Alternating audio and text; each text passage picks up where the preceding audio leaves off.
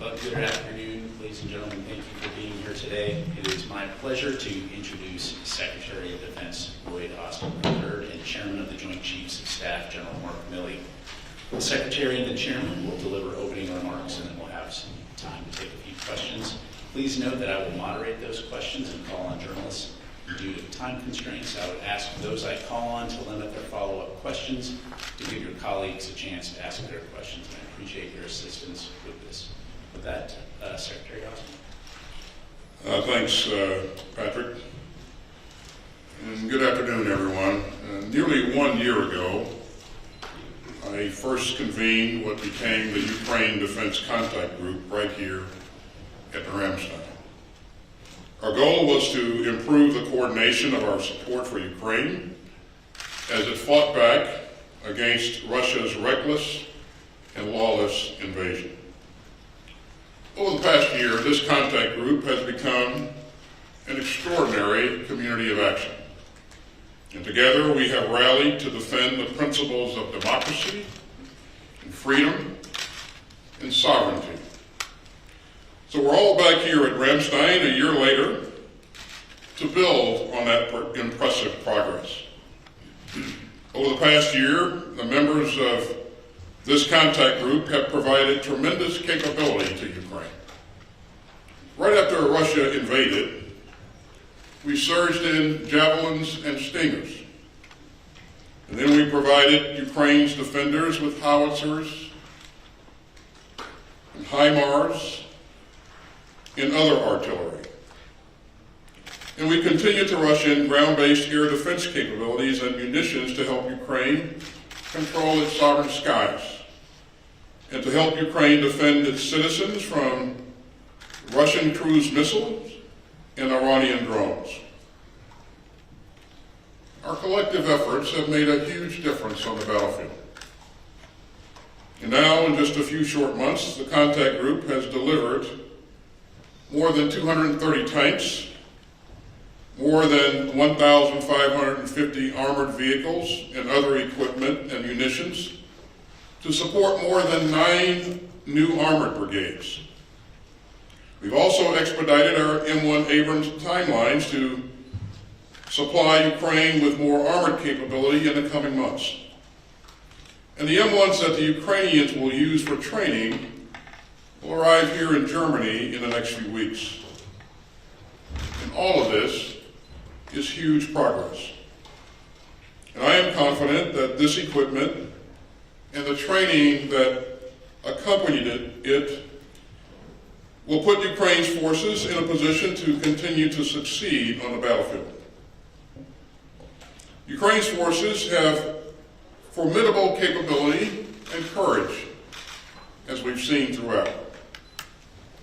And all this progress rests on the coordinated work of some 50 nations of goodwill that have gathered again today.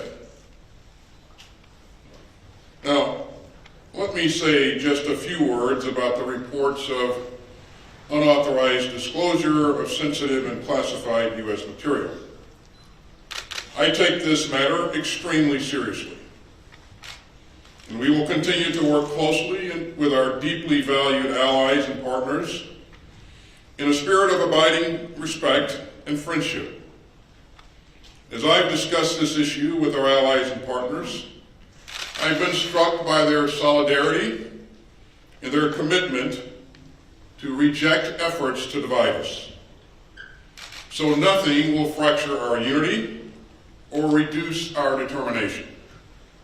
Now, I'm grateful to my good friend, Alexei Reznikov, for joining us at Ramstein. And he once again gave us all a first-hand account of the battlefield dynamics, highlighting Ukraine's most urgent needs in the critical months ahead. We also heard from my colleagues in U.S. European Command about the progress on building Ukraine's combat power as Ukraine prepares to push back the lines of Russian invaders. And we talked about key enablers that will help Ukraine repel Russian forces, such as heavy equipment and transport vehicles and refuelers and mine rollers. And I'd like to thank those here who announced donations of these important systems, including Germany and the Netherlands. We also discussed ways to intensify our sustainment and industrial base initiatives. Now, Russia has continued its assault on civilian targets in Ukraine, including schools and theaters and apartment buildings. Those targets have absolutely no military value whatsoever. So we're helping Ukraine defend its citizens and its skies against Russian missiles and Iranian drones. Now, many contact group members have stepped up with new air defense systems and critically needed ammunition for those systems. And we're going to stay focused on the key capabilities that Ukraine needs right now, as well as in the medium term. Now, we also heard today from the European Union on its proposal to speed up the production and delivery of ammunition for Ukraine. And more countries are thinking about how they can increase industrial production, not just for the near term, but also for the medium term and the long term. And that is a powerful reminder that we stand with Ukraine's defenders for the long haul. You know, Putin made a series of grave miscalculations when he ordered the invasion of Ukraine more than a year ago. He thought that Ukraine wouldn't dare to fight back. But Ukraine is standing strong with the help of its partners. Putin thought that our unity would fracture. But Russia's cruel war of choice has only brought us closer together. And I'd note that Finland, which has long taken part in this contact group, is here today as a new NATO ally. I expect that Sweden will soon follow. And that makes something crystal clear. Putin's war of choice is not the result of NATO enlargement. Putin's war is the cause of NATO's enlargement. You know, when I first convened this contact group, I saw nations of goodwill that were eager to help Ukraine resist Russia's imperial aggression. I saw a coalition that stood united and firm. I saw countries determined to stand up for an open and secure world of rights and rules. And all of that was just as true at Ramstein today as it was a year ago. The Ukrainians are still standing strong in their fight for their freedom. They have the courage and the capability for the road ahead. And we will have their backs for as long as it takes. And so with that, I'll turn it over to the chairman. Thanks, Secretary, and I want to start off by thanking Secretary Austin for his leadership over the past year in this 11th Ukrainian Defense Contact Group, which has resulted in enormous support to Ukraine, not only from the countries of Europe, but really from the globe. And it wouldn't be happening without Secretary Austin's leadership, so thank you, sir. And thanks also to the ministers and chiefs of defense from over 50 countries that attended today and have consistently attended now for a year. And their participation and support is critical to the capability of the Ukrainian military to defend itself. It's been nearly a year since Secretary Austin began this contact group right here at Ramstein. And this forum has been vital to coordinate and synchronize the support, continued international support to Ukraine. I also want to thank Ukrainian Minister of Defense Reznikov and my colleague and partner, Chief of Defense General Zaluzny, whom I've had a chance to contact in the last week or so, and his representative here, Joe Moisu, for their continued leadership. I also congratulate Finland on their accession into NATO. This historic event marks a deepening of the NATO alliance and reaffirms to the world the strength of this relationship. But this is not just about the United States and European security. NATO and this contact group help to uphold something bigger than that. They uphold the global international order, where all nations can live in peace and can prosper. a world that respects sovereignty and the rule of law, a world that counters unbridled military aggression.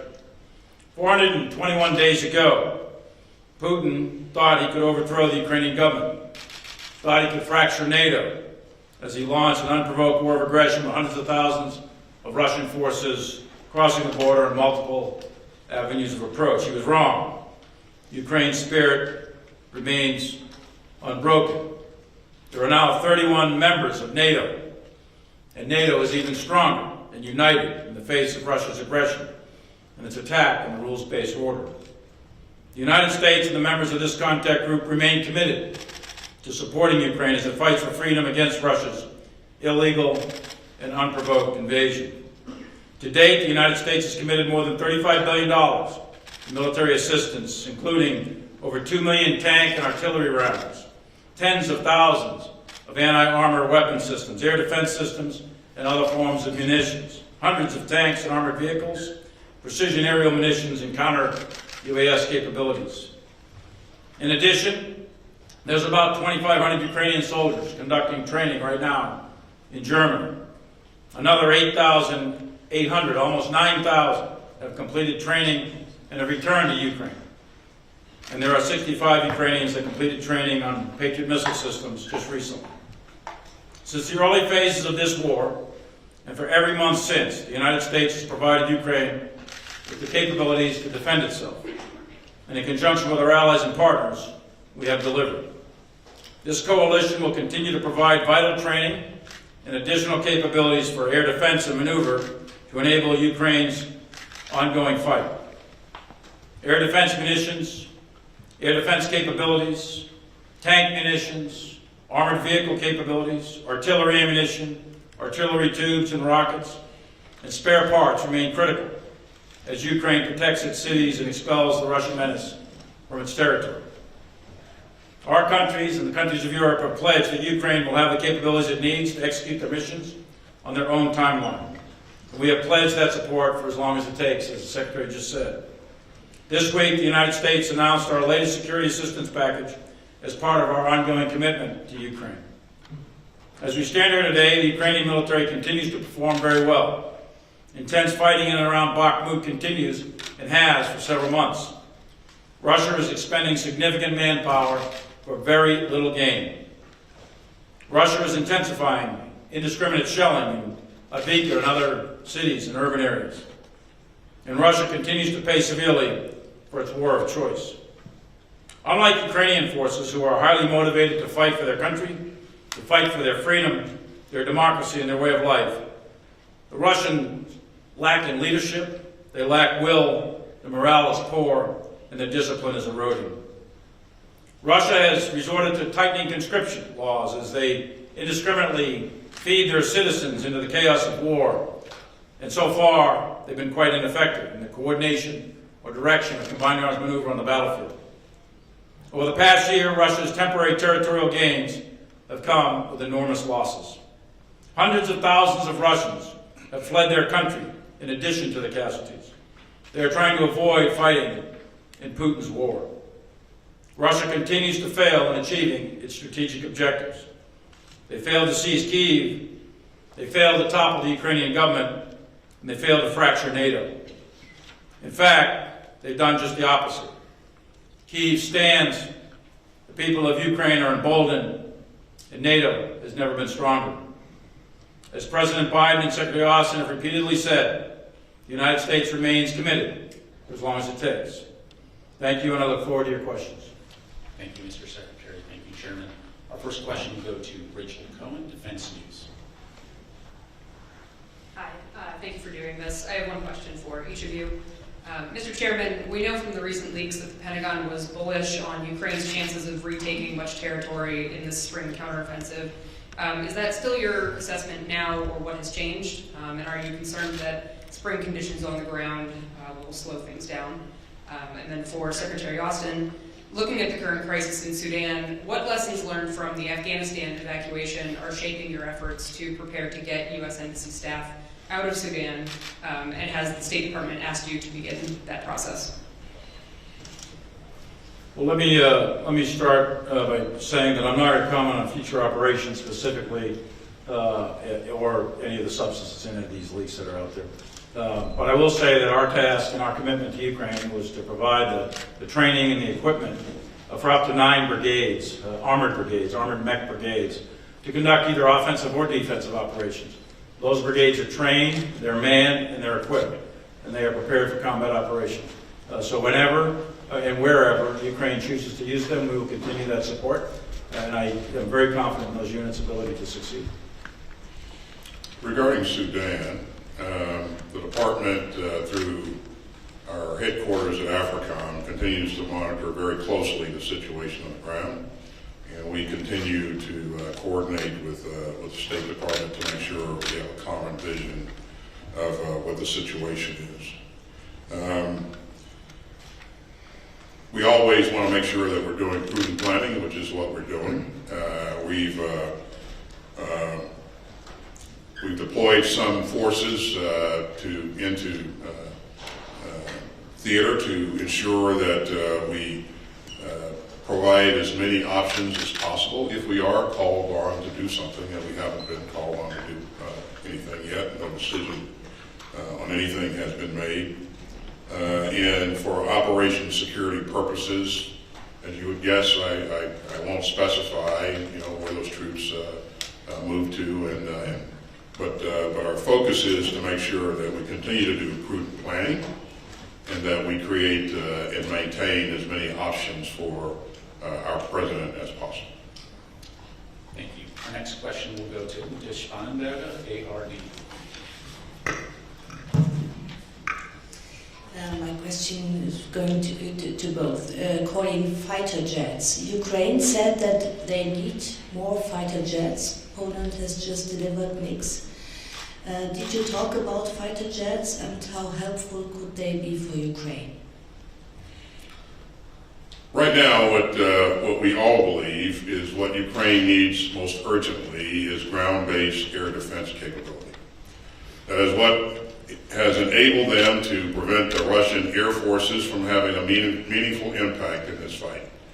And so you've heard us say that for the last several months. We will continue to say that because that is what is most important in the current and the future fight, the immediate future.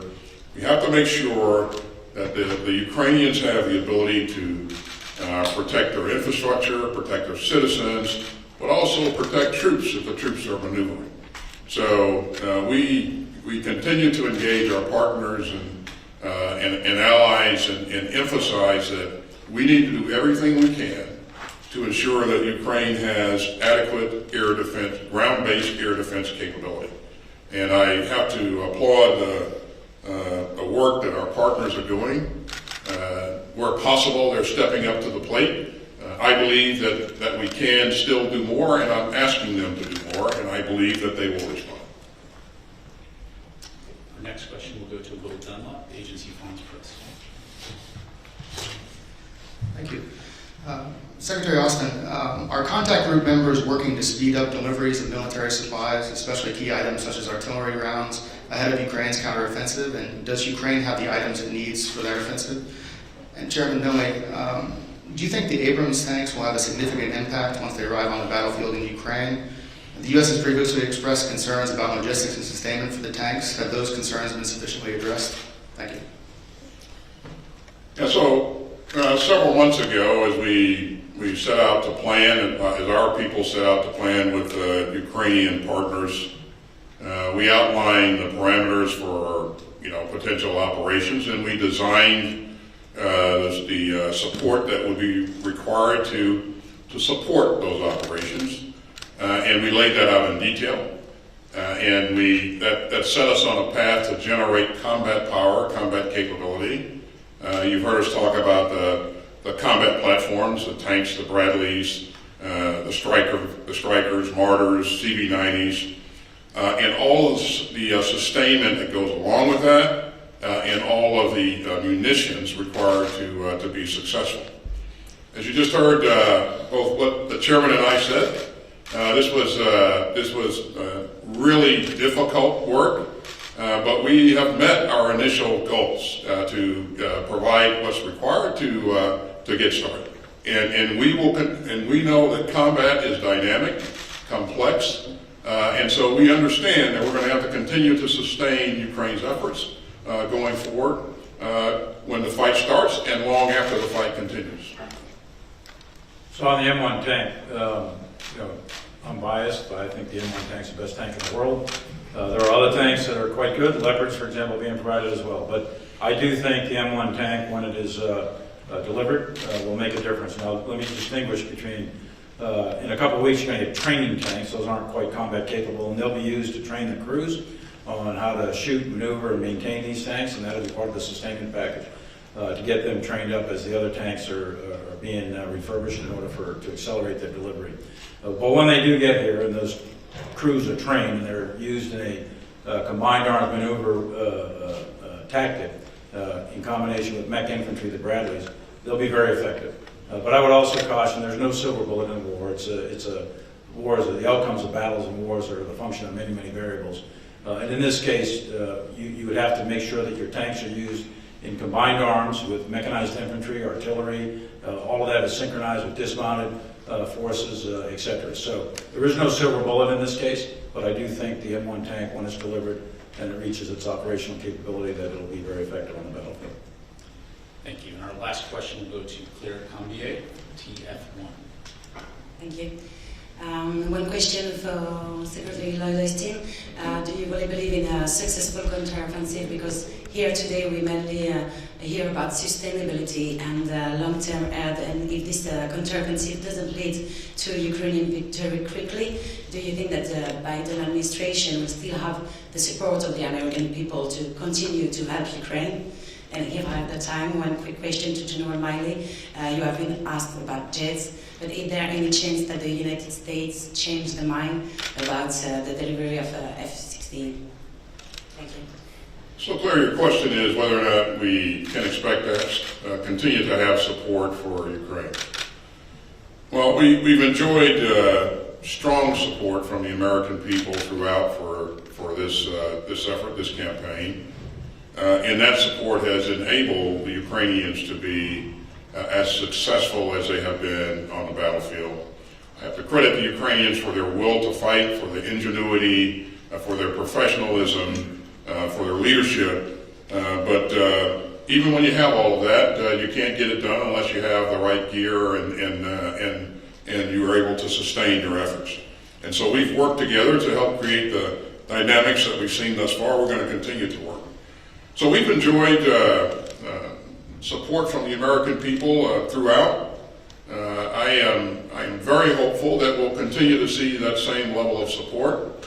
And again, this is not just important to the Ukrainian people.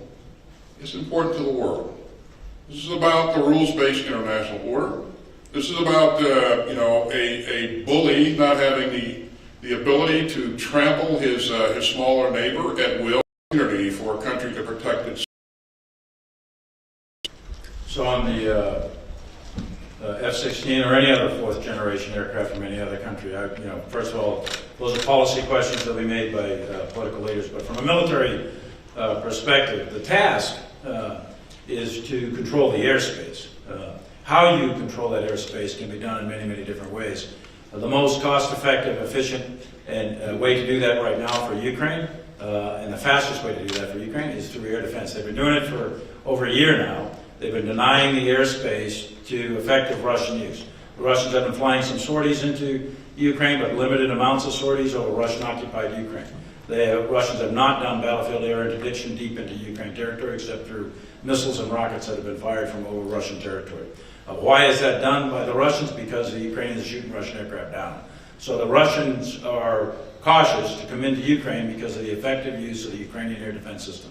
That is the most critical thing right now, is that air defense system, to make sure that it is robust, it's rigorous, it's deep, and it's layered from high altitude to mid altitude to low altitude, and from short range, mid range to long range. And the frontline forces, the Ukrainian frontline forces, need to be protected.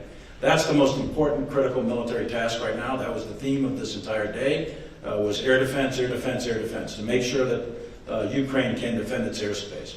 In terms of the aircraft themselves, there's a long lead time for training of pilots, etc. And the Russians have a significant amount of air power.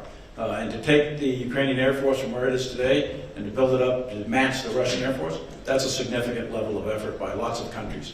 And those policy choices may or may not be made down the road. And we'll see where that goes. But right now, the immediate need is air defense. Secretary Austin, General Milley, thank you very much, gentlemen. Ladies and gentlemen, this concludes our press briefing. Thank you very much for joining us today. Thanks, everybody.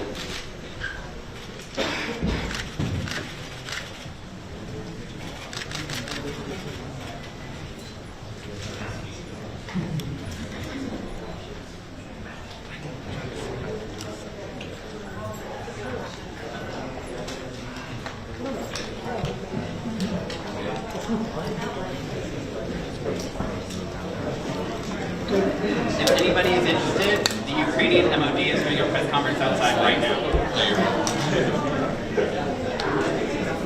He's waiting for everybody.